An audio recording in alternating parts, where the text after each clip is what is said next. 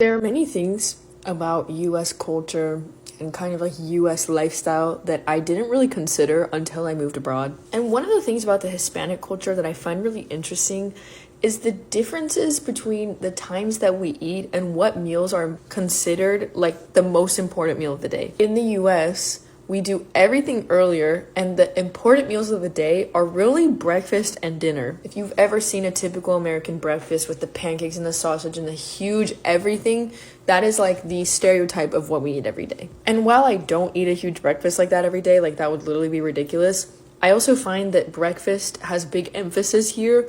Lunch is kind of like a smaller meal that you eat at the middle of the day, and then dinner is a bunch of food. But in Hispanic culture, it's kind of reversed. Breakfast and dinner are really small meals, and lunch is like a big meal later in the day. So whereas here, I'll probably eat breakfast at 8, lunch at 12, and dinner at 7 or 6. In Hispanic culture, breakfast is probably about the same time depending on when you start work or school.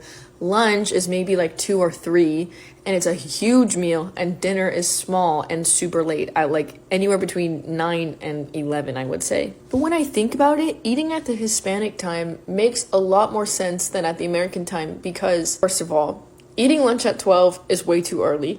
Second of all, eating a small meal at the middle of the day kind of doesn't make sense because that's when you need the most energy and the most like sustenance throughout your day. I don't understand the point of like how Americans do it, that you eat a big huge meal for dinner and then you go to sleep. Like, what do you need that food and energy for at 8 p.m.?